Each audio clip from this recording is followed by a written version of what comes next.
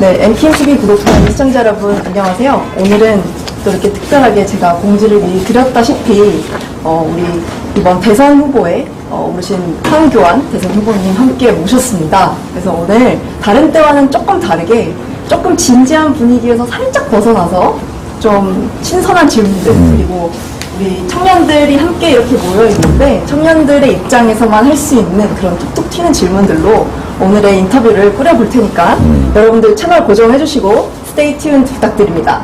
네. 자, 그러면 한번 시작을 해보도록 하겠습니다. 네. 마이크 다 잘 들리시죠, 여러분? 이게 라이브 방송이라서. 오케이, 감사합니다. 요즘에 이제 토론을 많이 진행을 하고 계신데요, 후보님. 어떠세요? 궁금한 것들이 많으시고 또 우리가 정직하게 얘기하면 너무 정직하다. 네. 또 부드럽게 얘기하면 약하다. 세게 얘기하면 투쟁만 하냐. 그 여러 주문들이 있는 것 같아요. 그래도 국민들께서 잘 또 좋게 이렇게 봐주시는 것 같아서 네. 힘을 내고 있습니다. 또 황교안 후보님 하면 엄청난 좋은 인상 그리고 딸 아버지 같으신 그런 느낌이 있으신데요. 그래서 아마 제가 이렇게 인터뷰하면서도 너무 편안한 분위기로 이렇게 할 수 있어서 너무 감사한 것 같고요. 사실은 정말 여쭤보고 싶었던 게 있는데 오늘은 살짝 그런 정말 착하신 이미지를 살짝 내려놓으시고 토론에서 가장 상대하고 싶지 않은 후보를 조금 적나라하게 말씀해 주실 수 있다면? 뭐 거짓말을 하면서 계속 고집 부리는 사람. 예를 들면 어떤 분이실까요? 뭐 그냥 H 이렇게. H 여러분들 다 아시죠? 또 한 분 꼽아주시자면? 뭐 여러 사람 꼽고 싶지 않네요. 그러시구나. 맞아요. 최근에 이제 토론을 보면서 정말 후보님의 그런 성향이나 성품에 대해서도 잘 알게 되었고 또 유일하게 외치고 계신 그런 부정선거에 대한 부분들 너무 인상 깊게 잘 보고 있었습니다. 그러면 그리고 또 한 가지 제가 여쭤보고 싶었던 게 저희 MKTV가 이제 미국 정치 대선을 이제 시작으로 하면서 조금 구독자분들이 많이 모으셨고 그 중에는 정말 황교안 후보님을 지지하는 분들도 정말 많이 계셔서 그걸 한번 여쭤보고 싶었습니다. 트럼프 대통령과 이제 3번 통화를 하셨다는 권한대행 시절에 그런 이제 소식을 들은 적이 있는데 혹시 영어로 하셨나요? 직접? 우리 본래 이제 정상 간의 외교는 네. 자국어로 하는 게 원칙입니다. 그래서 나는 내 말대로 했고 네. 또 통역하는 분들이 또 통역을 했고 네, 그렇게 진행을 했죠. 예. 그럼 트럼프 대통령의 목소리는 직접 이렇게 들으실 수 있는? 그렇죠. 예. 와, 혹시 어떤 기분이 드셨나요? 그 당시만 해도 이제 그 트럼프 대통령도 대통령이 된 초기이기 때문에 좀 이렇게 목소리도 떠 있고 뭐 굉장히 의욕이 넘치던 그런 시기였습니다. 호기심도 많이 있으셨고 네. 그래서 굉장히 밝고 아주 우호적인 네. 이런 대화를 좀 나눴습니다. 그렇구나. 그리고 하여튼 100% 신뢰한다 이런 말을 많이 쓰더라고요. 100%라는 말을. 와, 100%, 100%. 그렇습니다. 하셨구나. 그러시군요. 또 이제 트럼프 대통령 얘기가 나와서 말인데 혹시 그 트럼프 대통령의 어떤 스타일로 우리 청년들, 또 정치에 관심이 있는 청년들이나 없는 청년들에게 후보님을 어필하기 위한 어떤 그런 직설적인 말씀이나 단어, 발언 한 가지만 해주신다면 어떤 것이 있을까요? 그 청년 등에 꼽힌 빨대를 내가 확 뽑겠습니다. 와우. 등에 꼽힌 빨대를 꼽겠다. 혹시 무슨 뜻인지 한 번만 설명해 주실 수 있으세요? 청년들에게 일은 시켜놓고 공은 다 자기가 차지해가는 그런 어른들이 적질 않다고 합니다. 그래서 청년들이 이제 막 힘내고 달려가는데 등에다 빨대 끼워 넣어가지고 이익을 취하는 네. 이건 정말 할 일이 아니다. 저는 그렇게 생각합니다. 그러시구나. 마침 그런 부분에 대해서 이따가 우리 청년들이 질문할 것들이 또 남아있긴 한데 그건 조금 이따가 가기로 하고 이번에 이제 4강을 앞두고 계십니다. 그러시죠? 지금까지는 뭔가 진중하고 단정하신 이미지였다면 이번 기회에 또 그 이미지에서 살짝 벗어나셔서 자꾸 죄송합니다. 벗어나라고 말씀드려서 4강까지 왜 올라가셔야만 하는지 그리고 누가 떨어져야 하는지 한번 강력하게 말씀해 주시면 감사하겠습니다. 왜에 대해서는 정권 교체가 답입니다. 정권 교체를 하려면 내가 우리 당의 후보가 돼야 되고 그러려고 하면 4강을 가야 되죠. 그러니까 왜 내가 해야 되는가? 뭐 다른 분들도 다 훌륭한 분들이죠. 그렇지만 지금은 나라가 너무 망가졌습니다. 무너졌습니다. 정말 위기 상황인데 위기 상황을 돌파해 본 경험이 있는 정치인 많지 않습니다. 저는 그런 경험이 있기 때문에 이번에 내가 무거운 책임을 지는 것이 국민들에 대한 내 도리이기도 하고 또 조금이라도 더 낮게 나라가 정상화되게 하는 길이라고 생각하기 때문입니다. 감사합니다. 되게 강경하게 말씀해 주셔서 너무 감사하고요. 다음 질문은 요즘같이 청년들이 결혼하기를 꺼려하고 또 어려워하는 그런 여러 가지 이유들이 있습니다. 그래서 모두가 결혼해서 행복하게 살아갈 수 있다는 희망을 불어넣어 주시겠다고 말씀을 하셨었는데 어떻게 하면 그 희망을 저희가 가질 수 있을지 그리고 한 가지 더 제가 개인적으로 궁금했던 질문이 있는데 지난번에 이제 사모님을 한번 얼굴을 뵌 적이 있었습니다. 되게 예쁘시더라고요. 그래서 어여쁘신 사모님을 어떻게 만나게 되셨는지 한번 우리 청년들이 공감할 수 있게 러브 스토리를 한번 또 우선 이제 결혼을 하려면 만나야 되겠죠. 그래서 우리 아내를 만나서 결혼했습니다.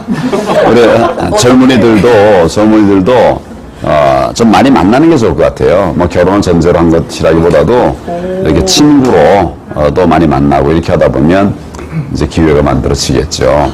그리고 우선 만나야 뭐 그 다음에 이제 다른 것이 되니까 어떻게 만났는가 자꾸 물으시는데 중매로 만났습니다. 중매 반 연애 반. 우리 형수님이 나한테 이제 도련님 옛날엔 시동생을 도련님이라고 했어요. 도련님 어떤 여자분하고 사귀고 싶냐고.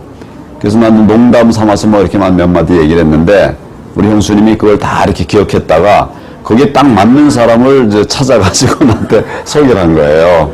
첫눈에 반했습니다.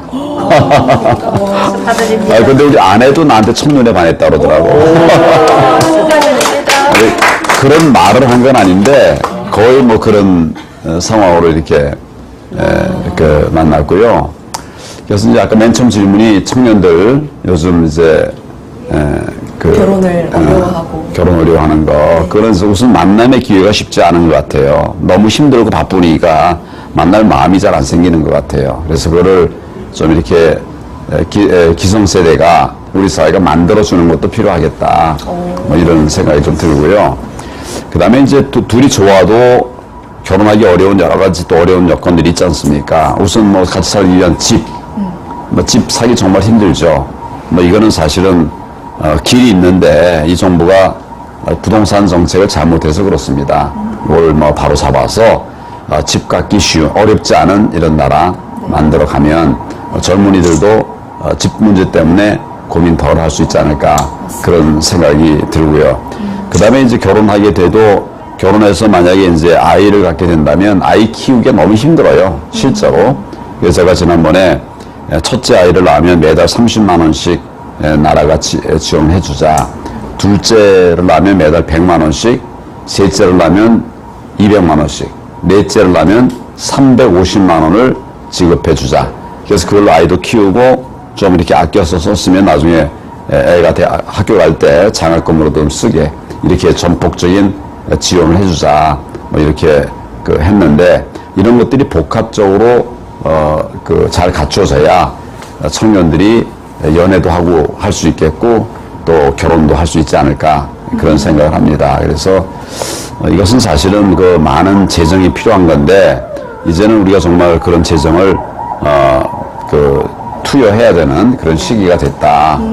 그런 생각이 좀 들어요. 우리가 그동안은 성장해 오느라고 사실은 이제 나라 돈이 별로 많지 않아서 이런 부분을 못 챙겼는데 이제는 우리가 재정을 잘 관리를 하고 조정을 해서 청년들이 미래를 꿈꿀 수 있는 나라를 만들어 가겠다.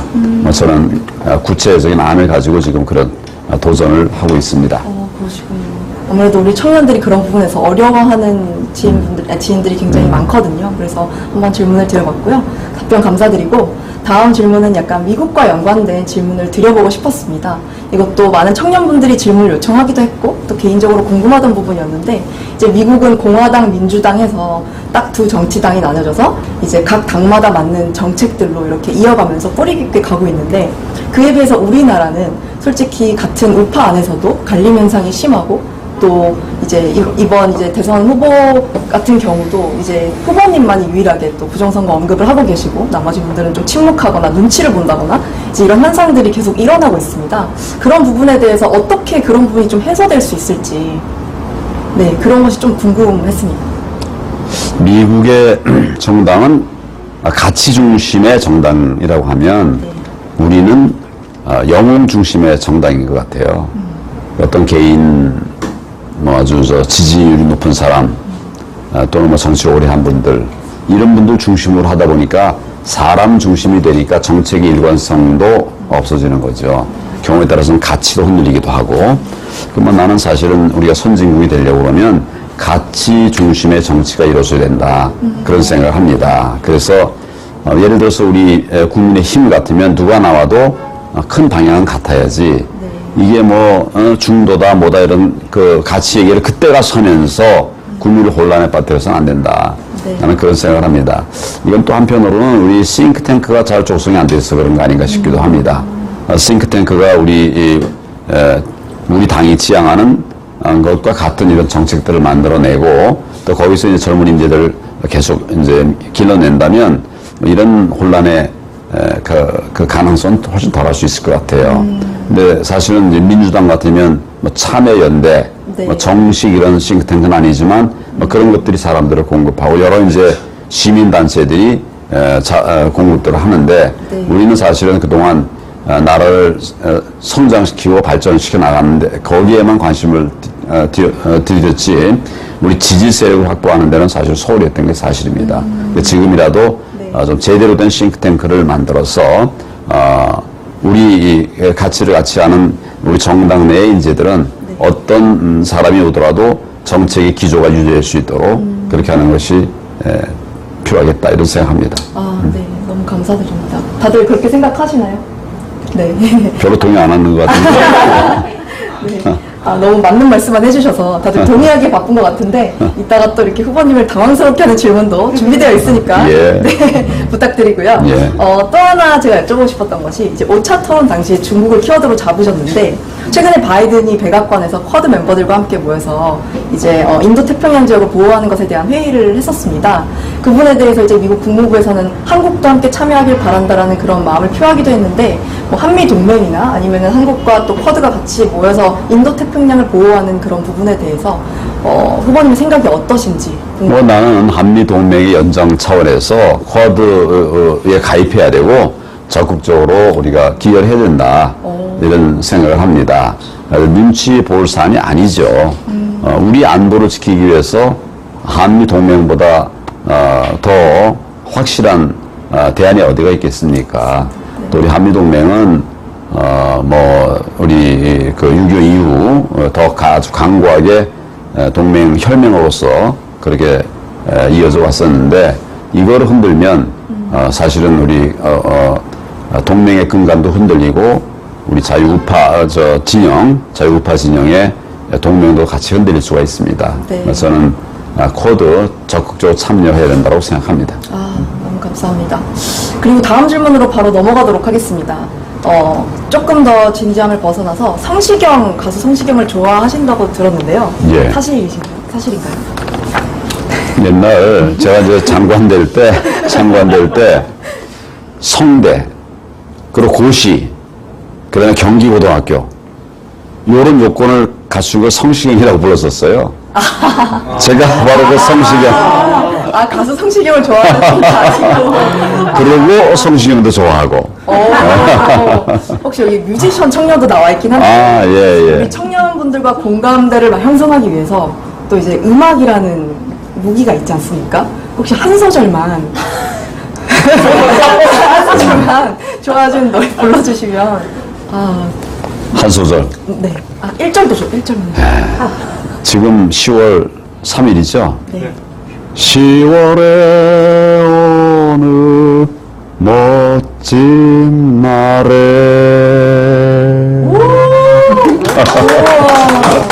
노래 엄청 잘하시네요. 10월에 아니, 혹시 어떻게 되세요? 베이스, 바리톤? 나는 베이스를 했죠. 그 고등학교 다닐 적에는 사중창 우리 학교에 콰르테스를 했어요. 나는 이제 퍼스트 베이스. 나보다 더 목소리 낮은 친구가 있더라고. 이 친구가 세컨드 베이스. 그래가지고 이제 이렇게 공연도 가끔 하고 그랬죠. 와, 너무 감사합니다. 다음에 기회가 되면은 이제 청년들이랑 나중에 듀엣도 한번 해주시길 바라며. 옛날 같으면 할 수 있었는데.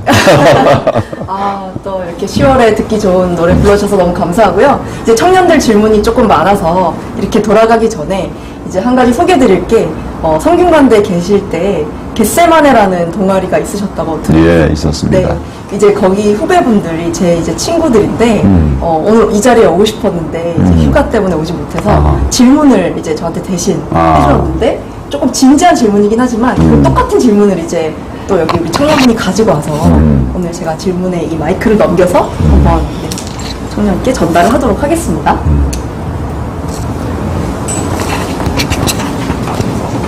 예, 안녕하십니까. 대통령 권한 대행직과 국무총리까지 수행하셨던 이렇게 황교안 대표님을 직접 만나게 돼서 정말 영광스럽습니다. 이제 제가 질문을 드릴 텐데 다소 좀 직설적이라도 이해해 주시길 바랍니다. 저는 영향력이 매우 큰 정치적 지도자의 적극적인 행보가 있어야 이제 대중들도 이에 호응을 하고 이슈에 주목을 끌 수 있다고 생각합니다. 저는 황교안 전 권한대행께서 4.15 부정선거에 대해서 이제라도 적극적으로 국민의힘 경선 토론회에서 다뤄주시는 것에 대해서는 정말 진심으로 감사하게 생각하고 있으나 이를 좀 더 빨리 캐치하지 못한 것에 대해서는 다소 아쉬움을 느낍니다. 제가 잘못 알고 있는 것일 수도 있으나 부정선거에 관해서 초창기에는 좀 미온적으로 반응하신 것으로 알고 있습니다. 물론 4.15 총선 투표 이후 직후 대대적인 부정선거가 있었다는 말씀을 언론 앞에서 공개적으로 하신 바는 있는데 4.15 총선 개표 진행 도중 이제 더불어민주당의 압승이 이제 확실시 되자 대표로서 선거 패배를 인정하는 반응을 하셨습니다. 그리고 이제 향후 이제 가로세로 연구소에 출연하시기 전까지는 1년 가까이 부정선거의 진실을 밝히려는 노력을 따로 하신 것은 제가 없는 것으로 알고 있는데 그런 민경욱 의원이나 김소연 의원과 같은 그런 부정선거를 적극적으로 밝히려는 노력이 있었다면 혹시 그것이 무엇이었는지 꼭 한번 여쭤보고 싶습니다. 네, 고맙습니다. 내가 6월 28일 날 인천 연수을에서 재검표, 첫 번째 재검표 한 이후부터 얘기를 하고 있죠. 그것은 무슨 의미인가 하면 4.15 총선 이후에 여러 부정선거 의혹이 나왔어요. 여러분들이 그 진상을 파기 위한 노력을 했고, 그래가지고 이제 4.15 부정선거 백서들이 여러 권이 나왔습니다. 제가 그런 백서들을 쭉 수집해가지고 검토를 하고 있었어요. 나는 이제 책임 있는 사람이고 또 법조인이기 때문에 의혹을 국민들에게 얘기하는 것은 합당한 일이 아닙니다. 그런 의심들이 많이 간다 하더라도 의심을 갖다 얘기를 하게 되면 그럼 이제 그 뭐라 그럴까 법조인이라든가 또 이제 그 총리까지 한 사람으로서는 그렇게 말이죠. 그렇지 않은 그러나 그럼에도 불구하고 그냥 반기한 게 아니라 모으고 검토하고 있었어요. 내가 4.15 부정선거 백서들을 몇 종을 가지고 있다고 그랬는데 실제로 몇 종 나와 있어요. 그런 걸 보면서 어떤 문제들이 지금 논의되고 있는가를 파악하고 있었고 나는 그것이 맞을 가능성이 맞다고 봤습니다. 그렇지만 가능성이에요. 법조인들은 99% 가지고서도 답을 말하지 않습니다. 100%라야 유죄라고 말하고 100%에 이르지 않으면 무죄라고 하니까. 그래서 나는 정확한 얘기를 하려고 준비를 했던 거고 6.28 이제 재검표를 통해서 이제 불법 선거에 그 증거물이 나왔으니까 그때부터 내가 얘기를 하고 있는 겁니다. 많은 분들이 넘는다면 역시 이제 국민들에게는 되겠죠. 그건 정치인도 마찬가지고 공직자도 마찬가지고 의혹 단계에서 그걸 퍼뜨리는 것은 그 옳은 자세가 아니다 이렇게 생각을 합니다. 그러나 나는 준비를 했고 6월 28일 그런 얘기를 시작했고, 그 다음에 전표가 이루어지면서 첫 번째 할 때는 시작이었지만 두 번째, 세 번째 할 때는 이제 팩트가 됐다. 그래서 4.15 부정선거는 전면 무효다. 이렇게 얘기를 한 것이죠. 내가 이제 내가 과연 진 것이냐 이런 얘기도 나올 거예요. 그러나 그것은 역시 마찬가지로 확정된 뒤에 얘기할 것이고, 지금 나는 내 선거구에 대해서 그게 부정선거였다고 말을 하고 있지 않습니다. 이건 내 유불리, 내 문제 때문에 내가 부정선거 얘기를 하는 것이 아니라 대한민국 253개 지역구에서 있었던 부정선거가 전부가 무효다. 이런 얘기를 하기 위해서 하는 것이에요. 혹시라도 내가 내 얘기를 하다 보면 그 네가 좀 살려고 지금 맞지도 않는 소리 하고 있구나. 이런 공격을 하겠죠. 저는 그렇게 하기를 원치 않았고, 우리 우파가, 우리 자유민주 진영이 이 선거에 대해서 어떤 시각을 갖고 있는가를 지금 국민들에게 얘기하고 보고하고 있는 겁니다. 그런 점에서 뭐 시차에 그런 그 차이가 있어서 걱정들을 하시는 분들의 우려는 뭐 제가 충분하게 수용을 합니다. 그렇지만 나는 많은 그 여론이 있다고 해서 그래 가볍게 움직여서는 안 된다. 충분한 자료를 가지고 움직여야 된다. 뭐 그런 생각을 가지고 지금까지 지내왔고, 증거가 나오자 바로 대응을 하기 시작했죠. 오늘도 조금 아까도 이제 그 수지에 내가 수지 갔다 왔다 그랬는데 거기서 이제 그 부정선거도 하나 이슈였어요. 그 얘기 길어져 가지고 내가 좀 더 늦어지고 그랬는데, 그 이후에 제가 필요한 소위 부정선거를 국민들 앞에 알리고 보고하고 다시는 이런 일이 생기지 않도록 막기 위한 이런 조치들을 지금 구체적으로 설명해 주신 점이 정말 따라서 쉽게 움직이면 안 된다라는 말을 옳다고 생각하는 거. 감사합니다. 저널리즘의 가치와도 굉장히 공감이 될 거예요. 다음 질문으로 넘어가도록 하겠습니다. 됐습니다. 네. 일단 후보님이 국민의힘인지도 잘 모르는 정치에 관심이 없는 그런 청년이었는데요. 사실 황교안 후보님 보면은 사실 생각이 나는 게 그 삭발하신 게 생각이 나거든요. 그때 엄청 두상이 예쁘셨던 기억이 있었어요. 그게 무슨 몰드만 그게 저희에게는 엄청 그게 신선했거든요. 어떤 이미지가 꼰대나 이런 이미지에서 뭔가 아기새 같은 그런 느낌도 나고, 그래서 이게 뭔가 단호한 결의가 있으셨겠지만 저희 이미지에서는 어떤 신선한 그런 좋은 이미지가 또 있거든요. 그래서 혹시 부정선거 관련해서 그런 계획이 있으신지 이런 개인적인 뭐 삭발은 하나도 어려운 게 아니에요. 뭐 잘한 다음에 뭐 좀 지나면 다시 잘하는데 근데 문제는 이제 저쪽 친구들은 네. 이 반민주 세력들은 뭐든지 다 이거를 비아냥거려 가지고 이를테면 효과를 떨어뜨리려고 하죠. 그러니까 아마 내가 또 삭발하면 뭐 삭발쟁이 뭐 또 삭발? 이렇게 이제 여러 얘기를 할 거예요. 뭐 그건 내가 원하지 않고, 그러나 필요하다면 삭발 아니라 그 이상도 하는 거지. 해야지요. 나라를 정말 내가 지금 뭐 그동안 평생 이 나라의 은혜를 입고 살아왔기 때문에 뭐 지금 저는 사실은 뭐 더 욕심 없습니다. 나라 지키는 것이 가장 중요하고, 또 나라와 함께 무너져가는 민생, 국민의 삶이 다 무너져 갔기 때문에, 무너져 버리기 때문에 그걸 지켜내야 된다고 하는 게 있어요. 그런 책임감이 강합니다. 필요한 뭐든지 다 할 거예요. 네. 간단하게 들렸습니다. 네, 감사합니다. 아니 아까 삭발쟁이라고 이제 민주당이 부른다고 하셨는데 부를 수도 있다. 부를 수도 있다. 삭발쟁이라고 불리시면 오히려 좀 더 이슈화가 돼서 꼭 필요하면 해야죠. 진짜요? 기대를 한번 해보도록 하겠습니다. 다음 질문으로 넘어가겠습니다. 네, 안녕하세요. 저는 외국계 마케팅 회사에서 이제 10년차 근무를 하고 있는 30대 직장인이고요.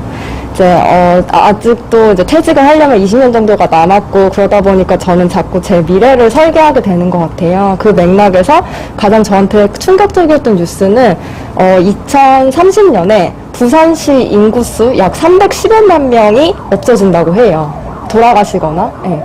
근데 그 많은 노동자 수가 없어진다고 하는 건데, 그거는 지금 당장 조치를 취한다, 그러니까 지금부터 애를 낳아라라고 해서 해결될 수 있는 부분이 아닌 것 같아요. 그럴 때 현실적으로 이제 어떠한 해결책을 내줄 수 있으신지 좀 궁금합니다. 예를 들면 그게 극단적으로 통일인지 아니면 외국인 노동자를 적극 한국으로 초청을 한다든지, 좀 저희는 MZ세대의 특징 중에 하나가 좀 구체적으로 실천 공약이 있으면은 그걸 보고 저희가 조금 더 신뢰를 하고 다시 한번 돌이켜 볼 수 있는 그런 세대인 것 같아요. 그러니까 아무래도 내가 이걸 투자하면은 요만큼이 돌아오겠다라는 그런 명확성이 있어야지 저희가 항상 그걸 보고서는 좀 다시 한번 신뢰감 있게 다가가다 보니까 좀 구체적인 그런 사례를 말씀해 주시면 감사하겠습니다. 이란은 사실은 우리가 아이 낳아 기르기 좋은 사회를 만들어야죠. 그게 이란입니다. 그래서 우리가 그동안 이어왔던 그런 가족 관계들이 잘 이렇게 이어져가는, 그러면서 이제 저출산 문제도 극복되는 이게 이란이고요. 이란은 통일입니다, 사실은. 북한은 지금 이제 뭐라 그럴까요? 자원도 많고 사람은 이제 많지 않기 때문에 또 우리 이렇게 숫자를 늘리거나 이제 아이를 낳기 좋은 환경을 만드는데 도움이 많이 됩니다. 사마는 이제 할 수 없이 일양이나 또 난민이나 이런 분들 받아들이는 이런 부분들을 사만으로 생각할 수 있겠죠. 그러니까 이란은 사실은 아이 낳아 기르기 좋은 나라 만드는 것이 이란이라고 생각합니다. 그걸 위해서 이제 15년 전부터 저출산 고령사위원회를 만들어서 저출산 문제를 이제 준비를 했고, 그동안 14년, 15년 사이에 너무 비효율적으로 썼습니다. 이걸 정말 효율적으로 아이 낳기를 원하면 낳을 수 있는 이런 환경을 만드는 데 썼었어야 되거든요. 근데 이걸 이제 보여주기 식으로 하고 또 자꾸 단절적으로 이게 이어져 가지 않고 하니까 뭐 집을 신혼부부에게 집 마련해 준다라고 말을 해도 다음 정부에서는 어떻게 될지 모르고, 또 뭐 어린이집 뭐 이거 많이 키운다고 해도 뭐 그 다음 정부 어떻게 될지 모르고, 지난 박근혜 정부 때는 유보 통합을 추진했었습니다. 그거는 이제 완전히 망가지지는 않았지만 전에 같이 그렇게 강도 있게 진행되지는 않고, 이렇게 이제 자꾸 이렇게 분절이 생기는 거죠. 나는 이 저출산 극복을 위해서는 장기 투자가 필요하다고 생각합니다. 집 마련하기 쉽고, 또 취업하기도 어렵지 않고, 아이 기르기 좋고, 낳는 거를 부담 없이 집 마련할 수 있는 길을 만들겠다, 이런 얘기를 했습니다. 그러니까 이제 모든 신혼부부에게는 그런 기회를 주겠다. 정부와 금융기관이 같이 이제 힘을 합해서 일단 3년 동안은 그냥 부담 없이 들어가 살게 하고, 그로부터 나머지 한 30년 동안은 분할 납부를 해서 그만큼 이제 금융기관이 지원을 해야 되는 거죠. 그렇게 해서 집 걱정 없는 이런 사회를 만들겠다고 했는데, 이것도 사실은 이제 5년 사업으로는 힘든 겁니다. 그 다음에 바뀌어버리면 앞에 틀 다 무너져 버리는 거죠. 그러니까 나는 이것을 장기화해야 된다. 우리 한 20년 계획을 가지고 쭉 하면은 가능합니다. 우리 좀 경제 수준과 역량으로도 청문회든 뭐든 하여튼 국민들의 공감대를 얻어서 법안을 만드는 거예요. 그러면 이것을 중간에 바꾸기 어렵습니다. 이런 방법들로 해서 청년들이 결혼하기 좋은 그런 환경을 만들어 가면 그러면 길이 있다. 나는 그렇게 보고 있습니다. 아까 국민들과 방금 소통을 하신다는 말씀을 하셨는데, 제가 듣기로는 굉장히 디지털에 능하시다고 들었습니다. 그래서 최근에 핸드폰도 바꾸셨다고 그 소식을 들은 것 같은데. 어떻게 이 비밀이 잘 유지가 안 되고 막 나가네? 네, 한국 사회적으로 농담이고요. 혹시 아이폰을 쓰시나요? 갤럭시를 쓰시나요? 처음에는 내가 아이폰을 썼는데 그 뒤에는 이제 갤럭시로 바꿨어요. 왜냐하면 이제 아이폰이 기능은 많은데 그 당시만 해도 이게 애플이 별로 많지 않더라고요. 우리가 쓸 수 있는 애플이. 근데 이제 갤럭시는 기능은 좀 그런데 아이폰보다 모자라는데 앱이 많아가지고 그래서 우선 이제 갤럭시를 쓰자 그랬는데 또 아이폰에서 일단 갤럭시를 넘어오니까 다시 돌아가기 좀 어렵더라고요. 이번에 새로 산 것도 갤럭시로 샀습니다. 혹시 뭐 폴드로 사셨나요? 폴드도 요새 좋아하는데 네. 근데 그거는 두꺼워서 네, 이게 넣고 다니기가 불편하더라고요.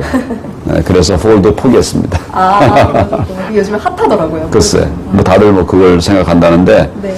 뭐 작고 좋긴 한데 두꺼워요. 두꺼워서 이게 넣을 수 없. 지금도 내가 얘기하려고 이제 이거 다 빼놓지 않았습니까? 네, 그렇죠. 그런 문제가 있더라고. 우리 저 사회생활하는 사람들은. 네.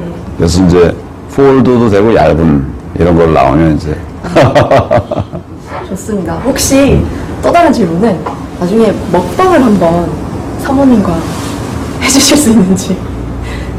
뭐 못할 게 뭐겠어요. 그 먹방이 뭐 다양한 음식을 해야 되는 건 아니잖아요. 그렇죠. 난 해주셔도 라면 먹방. 어떤 라면을 좋아하는지 여쭤봐도 될까요? 나는 약간 부른 라면을 좋아합니다.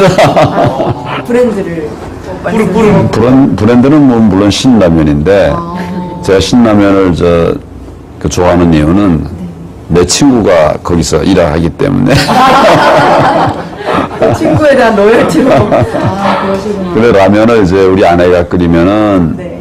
그냥 이게 뭐라 그럴까 라면 발이 아주 생생한 이런 걸로 하는데 나는 살짝 좀 이렇게 불려서 먹어요. 그러면 또 다른 맛이 있습니다. 그리고 애들은 내가 끓여주는 라면을 더 좋아해. 끓인 라면을 더 좋아한다는 말씀이시네요. 이게 뭐 너무 불었다는 것까지 가는 건 아니고 네. 조금 이제 국물은 적고 약간 좀 더 시간을 끓이는 좀 더 끓이는 요걸 나는 하는데 내가 일부러 그렇게 하려고 그랬던 건 아니고 하다 보니까 자꾸 타이밍을 놓쳐가지고 하다가 이게 맛있게 되신 거군요. 그렇죠. 어쩌다 보니까. 또 이렇게 라면으로 공감대가 형성이 되네요. 사실 되게 높은 직책 많이 하시고 그래서 다가가기 어렵다고 우리 청년들이 생각할 수 있어서 제가 조금 짓궂은 질문을 해봤고요. 좋습니다. 네. 라면 얘기 자 시간 되나 모르겠다. 저는 시간 많습니다. 후보님만 많으시고. 이제 우리 고등학교 고3 때 이제 학교 갈 때 저녁 이제 학교 40시에서 공부를 했었거든요. 그때는 도시락을 2개 싸가요. 점심 때 하나 먹고 그다음에 저녁 때 또 이제 수업 끝난 다음에 저녁에 공부하면서 하나 더 먹어요. 근데 이게 이제 낮에는 그 난로를 피우니까 그때 우리 이렇게 연탄 연탄이 아니라 이게 뭐 조개탄 난로였는데 조개요? 조개탄이라고 연탄유죠, 연탄유. 연탄유인데 그걸로 이제 난방을 했었어요. 그럼 점심 먹을 땐 거기다 이렇게 갖다 올려놓는다고 도시락을. 그러면 이제 밥이 따뜻하게 잘 돼서 다 맡겨 먹는데 이제 6시, 5시쯤 뭐 이렇게 4시, 5시 끝나고 나서 그 다음에 저녁 먹을 때 우리가 이제 한 7시쯤 밥을 먹으려고 그러면 이게 다 굳어 있어요. 다 식어가지고. 그래서 우리가 취한 방법이 뭐냐면 그 라면집에 가서 라면을 사면 돈이 좀 많이 들잖아요. 네. 그러니까 라면 국물을 사. 국물만도 파나요? 라면 국물만 달라고. 그거 되게 신기념이다. 300원이면 국물을 50원이면 줘요. 와. 그래가지고 이제 그 라면 국물 해가지고 먹으면 그렇게 말아서 드시고. 그렇지. 그래서 우리 그때 그 학생들이 그 라면 국물 많이 사 먹었어요. 그것도 이제 한참 하다 보니까 나중에 또 물리더라고. 너무 이제 라면 국물 많이 먹으니까. 그래서 그 옆에 이제 중국집에 가서 또 트라이 했어요. 중국집에 가서는 뭘 했을까? 짬뽕 국물. 그렇지. 짬뽕 국물도 50원. 그래가지고 이제, 그랬던 기억이 납니다. 라면 그러면.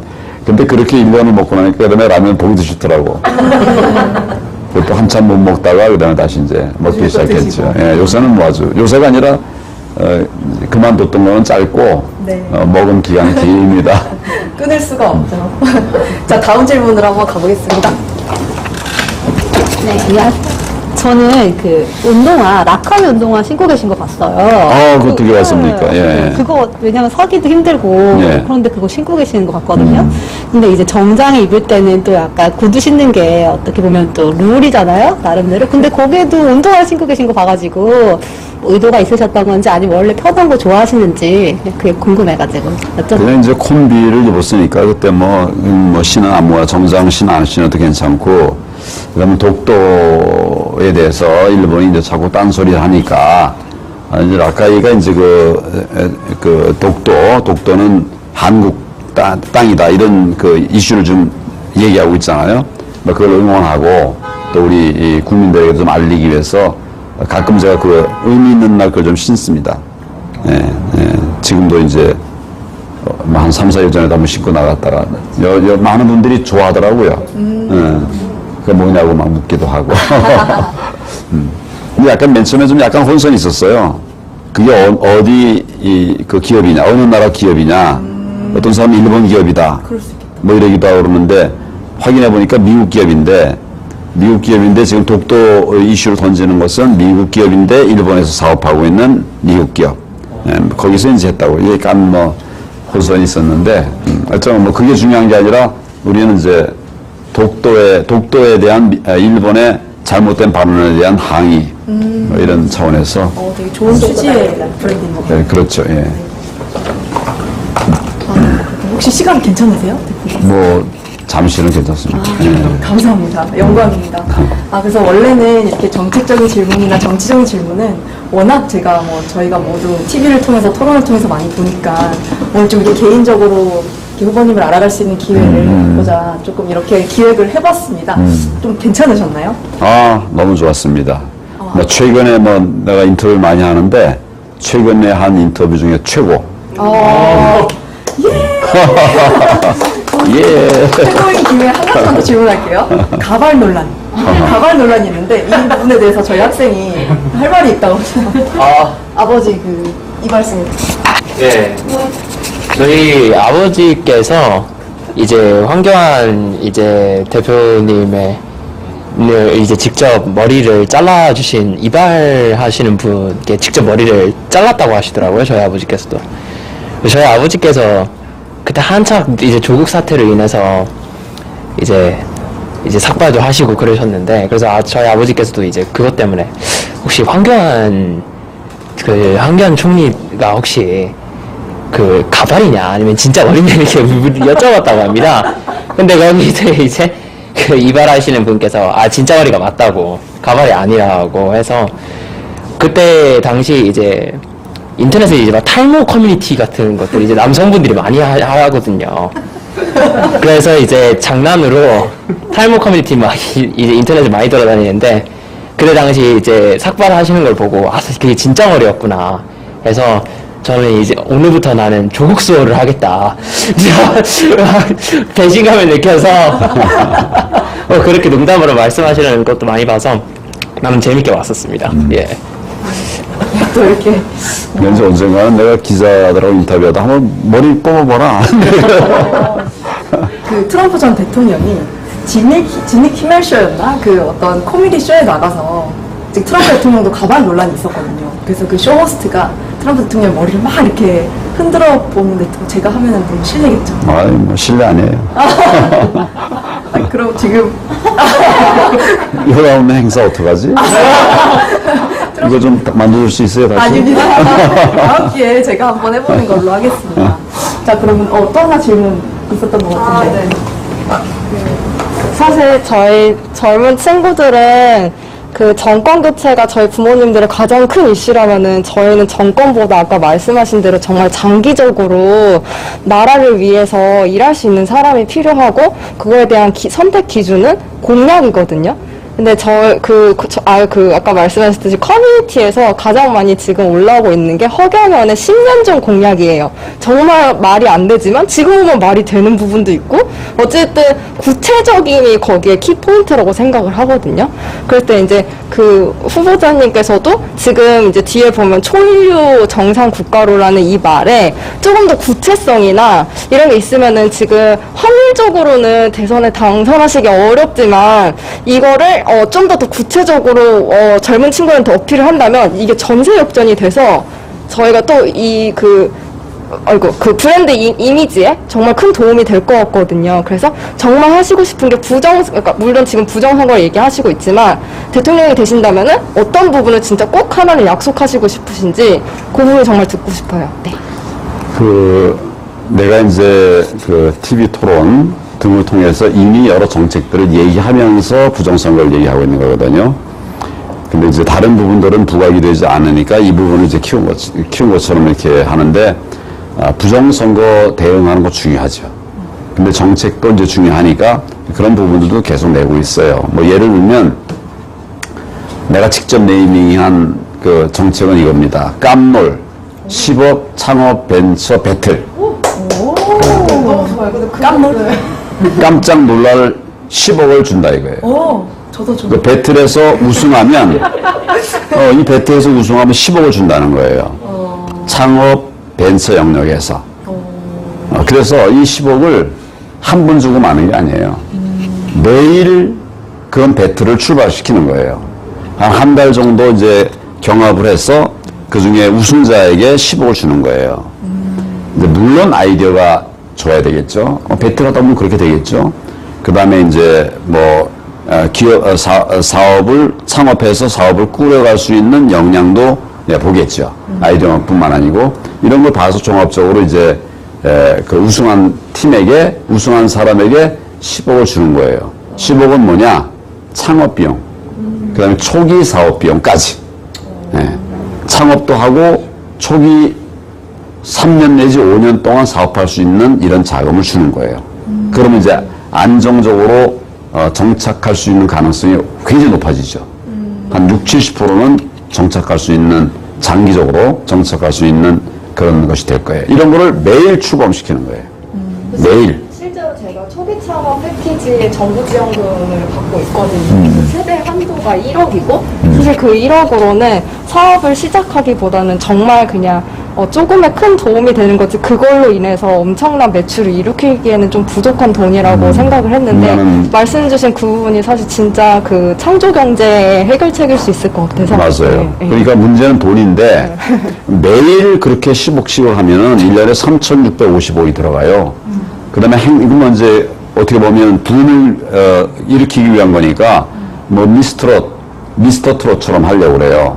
그렇게 이제 하면 뭐 아주 여러 사람들이 이제 모여서 같이 경합을 해가지고 그중에 우승자에게 10억이 가는 것이 매일 이루어지는 거죠. 그러면 이제 우리 사회에 그 젊은이들이 도전할 거예요. 지금은 전부 이제 공무원 시험 보고 뭐 다 이런 거 그렇게 하고 있잖아요. 무슨 대기업 가려고 하고 있고. 그런데 이런 배틀이 탁 열려서 기회가 생긴다고 하면 많은 인재들이 몰려올 거예요. 그리고 이제 이런 것들 방송 타고 막 이렇게 되면은 국민들 전부가 매일매일 재미있는 모습을 보는 거죠. 근데 이제 이게 1년 지나고 나면 이 우승자들, 이 사람들이 또 이제 창업의 성과들을 내놓을 거예요. 그러면 그것까지 막 어우러져 가지고 이제 뭐 두 번째 또 큰 배틀이 또 돌아가고 첫 번째 배틀 이러면 우리 사회가 이제 굉장히 흥나는 사회가 되는 겁니다. 미스터 트롯은 우리가 기분 좋은 거잖아요. 이거는 돈이 되는 거예요. 돈이 되는 거고 일자리가 만들어지는 거예요. 기업이 하나씩 만들어지면 내가 볼 때는 한 기업이 한 5명의 그 직원은 채용하게 될 것 같아요. 그 10억을 투자하는 이런 회사 같으면 그러면 벌써 이게 5개 그 일자리가 생기는 거잖아요. 그러면 1년에 한 2,000개의 자리가 생기는 거죠. 그리고 이제 이게 조금 더 확장되면 그 배틀에 뭐 좀 실패한 사람이 있어요. 2등, 3등도 우승한 사람들이 많이 올 거예요. 이런 사람들에게도 이제 좀 서브로, 옆으로 또 도와줘서 또 창업할 수 있도록 지금 하는 그 정도 수준으로라도 해주면 이 사람들이 또 다른 창업을 하게 되고 이렇게 되면 완전히 창업사회. 이렇게 만들 수 있는 거죠. 그러면 1년, 2년 정도 지나고 나면 우리 사회가 완전히 바뀔 거예요. 이 어두운 분위기가 아주 희망찬 분위기로 바뀌고 또 거기서 이제 만들어진 사람들이 내가 볼 때는 1년 동안 작업을 하면 365개 기업 중에 2-3개는 대박을 터뜨립니다. 뭐 5천억 수익은 물론이고 무슨 카톡이나 여러분 쿠팡 같은 거 보세요. 이거 창업할 지 얼마 안 됐습니다. 내가 기억하기로 10년도 안 됐어요. 근데 지금 뭐 세계적인 기업이 돼버렸잖아요. 이런 것들이 나온다 이거죠. 그러면 돈 들어가는 거 3,600억, 4천억? 뭐 금방, 난 내가 볼 땐 그 해에 다 회수가 된다. 투자한 것만큼 우리 사회로 회수가 된다. 일자리 많아진다. 청년들이 갈 자리가 생긴다. 꿈이 왜 안 생기겠어요? 근데 그래서 내가 깜놀 10억 창업 벤처 배틀 이름 내가 바쳤어요. 그런 거 너무 좋은데요. 그러니까 내가 아이디어 내가 주고서 한번 정책 만들어 보라니까 뭐 하여튼 하여튼 잘 안 나오더라고 이름이. 그리고 나는 그 발표하기 직전에 오늘도 내가 뭐 정책 발표하러 가는데 발표하기 직전에 이 장명을 해가지고 괜찮죠 이름. 네, 너무 좋아요. 그리고 우리 사회에 정말 깜짝 놀래게 이렇게 할 필요가 있다. 깜놀 추가하셔도 될 것 같아요. 깜놀. 좀 추가해 주세요. 토론회 때 직접 말씀하셨던 얘기했어요. 들었던 기억. 근데 이게 무슨 소리인가 잘 모르는 것 같아. 짧은 시간에 설명하니까. 근데 이렇게 해서 우리 사회 분위기를 확 바꿔야 돼요. 확 바꿔야 돼. 이게 지금 안 되는 것을 파고 잘 해보려고 이렇게 하는 것은 통상적인 상황에서 하는 거고, 이게 정말 우리 코로나로 망가진 사회 정말 확 바꿔야 되잖아요. 그때는 이런 정말 깜놀 정책을 해야 되는 거예요. 정말 그 깜놀할 만한 일들이 벌어지게 되기를 기대해 봅니다. 이제 가셔야 될 것 같아서 마지막으로 또 한 가지 짓궂은 질문이긴 하지만 마무리하는 의미에서 자유우파, 국민의힘, 민주주의 중에 한 가지만 골라주실 수 있으세요? 단어 한 가지만. 민주주의죠. 민주주의. 사행시를 좀 부탁드리겠습니다. 민주주의로 사행시 한 번만 부탁드리고 이것으로 오늘의 라이브를 마무리해보려고 합니다. 민주주의가 위기에 처해 있습니다. 다 같이 다음